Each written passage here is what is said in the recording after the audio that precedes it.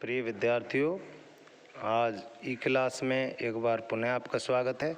जैसा कि आप देख रहे हैं कि हम आचार्य केशवदास जो रीतिकाल के प्रवर्तक आचार्य हैं, उनके प्रसिद्ध और उनकी कीर्ति के जो अजस्र स्रोत है वो है रामचंद्रिका महाकाव्य। उसमें परशुराम संवाद को हम पढ़ रहे हैं। इसी की कड़ी में आगे चलकर जहाँ हमने छोड़ा था वहीं चलते हैं। हरिगीत का छंद में परशुराम जी का जो है कथन चल रहा है। जब हयो है राज इन बिन छत्र छित मंडल कर्यो, गिरवेद खटमुख जीत तारक नंद को जब जो हरो, सुत मैन जायो राम सो ये कहो पर्वत नंदिनी, वह रेणुका तिय धन्य धरणी में भई जगवंदनी। जब हयो है राज इन बिन छत्र छित मंडल कर्यो, जब है राज सहस्त्रबाहु अर्जुन को मैंने मारा, इस कुठार ने मारा, तो इन बिन छत्र छित मंडल करो, इसके बिना मैंने छत्र छित मंडल करो। छित मंडल का मतलब पूरी पृथ्वी मंडल को क्षत्रियों विहीन कर दिया। गिरवेद खटमुख जीत, गिरी करते पर्वत, कौन सा पर्वत? क्रौंच पर्वत को वेद करके जहाँ कार्तिकेय रहते थे खटमुख, उनको जीता। तारक नंद को जब जो हरो, और तारकासुर का वध करने वाले यानी कि कार्तिकेय का मैंने ज्यो हरो, यानी कि उनका हृदय जीत लिया था, यानी कि उनको युद्ध में पराजित कर लिया था। सुत मैंने जायो राम सो ये कहो पर्वत नंदिनी। पर्वत नंदिनी का मतलब पार्वती यानी कार्तिकेय की माँ ने कहा कि मैंने परशुराम जैसे पुत्र को पैदा नहीं किया, ये मेरा दुर्भाग्य है। वह रेणुका तिय धन्य धरणी, वह रेणुका यानी परशुराम की माता जी तिय, वो रेणुका नामक स्त्री धन्य है धरती पर, जिसने भई जगवंदनी, जो जग में वंदना योग्य हुई, क्योंकि उन्होंने परशुराम जैसे वीर और प्रतापी पुत्र को जन्म दिया। परशुराम फिर कहते हैं तोमर छंद में, देखिए, सुन रामशील समुद्र तब बंधु हैं अति क्षुद्र, मम बाड़वानल कोप अंग कियो चाहत लोप। हे राम, शील के समुद्र जो हैं, यानी आचरण के सदाचार के समुद्र माने जाते हैं राम, तुम सुनिए, तब बंधु हैं अति क्षुद्र, तुम्हारे भाई तो ये बहुत ही क्षुद्र हैं, तुच्छ हैं, नीच हैं। मम बाड़वानल कोप, मेरी ये बड़वाग्नि रूपी क्रोध को अंग कियो चाहत लोप, अपने अंगों को लोप करना चाहते हैं, अर्थात मेरी क्रोध अग्नि में ये स्वयं को जलाना चाहते हैं। हों भृगुनंद बलि जग माही, राम विदा करिए घर जाही, हों तुम सो फिर युद्ध ही मांडो, क्षत्रिय वंश को वैर ले छांडो। यहाँ शत्रुघ्न जी बोलते हैं और कहते हैं, हो भृगुनंद बलि जगमाई, हे भृगुनंद, हे भृगवंशी परशुराम, आप निश्चित रूप से इस संसार में बलि हो, वीर हो। राम विदा करिए घर जाहीं, राम जी को घर जाकर, राम को एक बार घर को विदा कर देते हैं। हों तुम सो फिर युद्ध ही मांडो, फिर उसके बाद हों माने मैं तुमसे फिर युद्ध में मिलूँगा, मुलाकात करूँगा, यानी तुमसे युद्ध मांडो को मतलब युद्ध करूँगा आपसे। राम को विदा करने के बाद क्षत्रिय वंश को वैर ले छांडो, और जो क्षत्रियों को तुमने बार बार पराजित किया था, उस क्षत्रिय वंश का वैर लेकर के मैं तुमसे निश्चित रूप से छोड़ूंगा, यानी मैं क्षत्रिय वंश का वैर लेकर छोड़ूंगा। तोटक छंद में आगे जो है यही बात चल रही है। ये बात सुनी भृगुनाथ जबे, कई राम ही ले घर जाहु अवे, इन पे जग जीवित जो बचियों, रण हो तुम सो फिर के रचियों। निज यहाँ देखिए आप, ये बात सुनी भृगुनाथ जब, भृगुनाथ यानी भृगवंशी परशुराम ने जब ये बात सुनी, तो कई राम ही ले घर जाऊ अवे, और फिर कई उन्होंने कि आप राम को लेकर के अभी घर जाइए।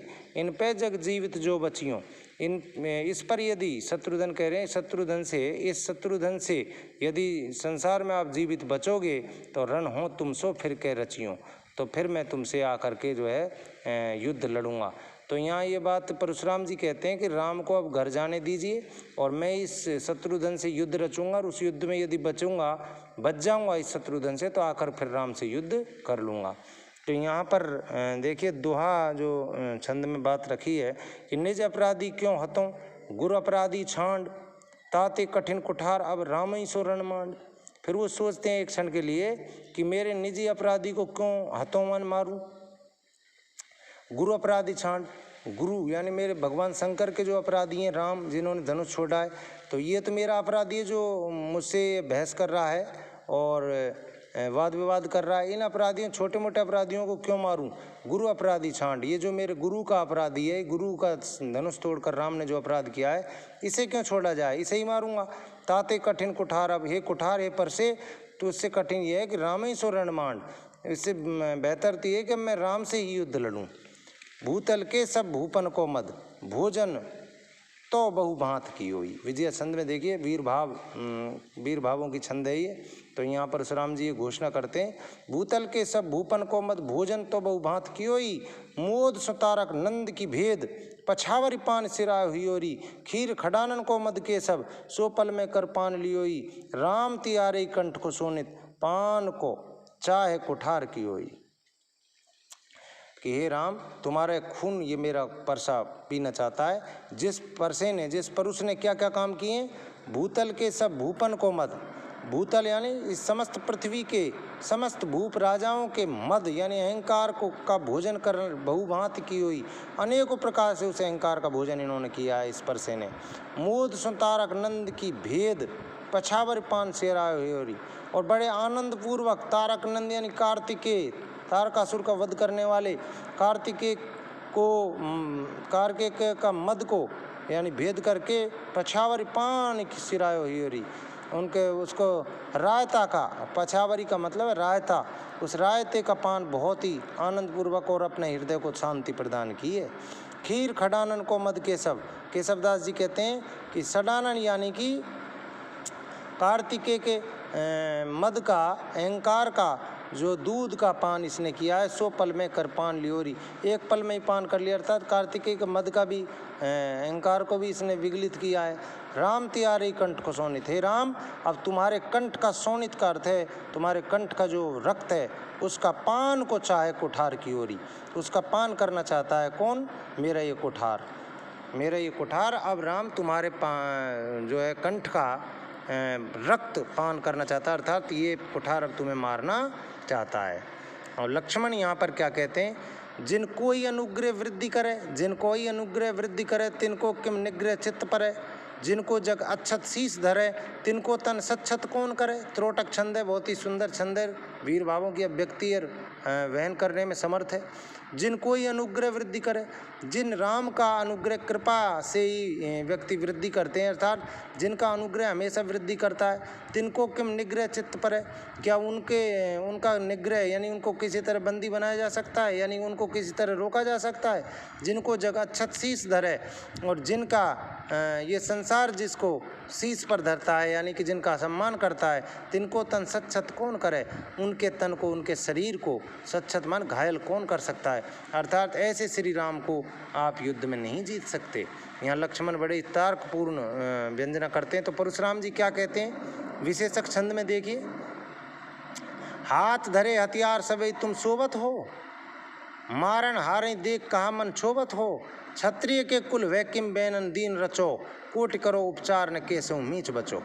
यहाँ पर विशेषक छंद में परशुराम जी कहते हैं, हाथ धरे हथियार, हरे तुमने हाथों में जो हथियार रखे सभी शोभत हो, ये शोभा के लिए धर रखे हैं।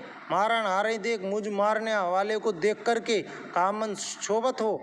शोभत माने अपने मन में क्या शंका कर रहे हो, यानी कि दुख व्यक्त कर रहे हो मन में, यानी घबरा रहे हो मुझसे, भयभीत हो रहे हो। क्षत्रिय के कुल वैकिम बैनन दीन रचो, क्षत्रिय के कुल में होकर के क्यों इन दीन वचनों को रचते हो, अर्थात इस तरह गिड़गिड़ाने वाली केवल भाषा से ही काम चला रहे हो, बोलने से ही काम चला रहे हो। कोट करो उपचार न कैसे हूँ मीच बचो, तुम करोड़ों उपचार कर लो लेकिन तुम लोग मृत्यु से बच नहीं सकते, अर्थात मैं निश्चित रूप से आपका वध करने जा रहा हूँ। तो यहाँ परशुराम जी की वीरता और ये संवाद बड़ा ही विचित्र है। रामचंद्रिका का ये संवाद प्रसिद्ध है, आपको पता ही है कि रामचंद्रिका को संवाद कौशल में सफलता मिली है, और ये संवाद हम देख सकते हैं कि वीर भावों के वहन कर रहा है, और बड़ा ही आनंदपूर्ण तरीके से हमने इसको पढ़ा। आगे की जो छंद हैं और आगे का जो संवाद है उनको अगले वीडियो में पढ़ेंगे। आज तक के लिए बहुत बहुत धन्यवाद।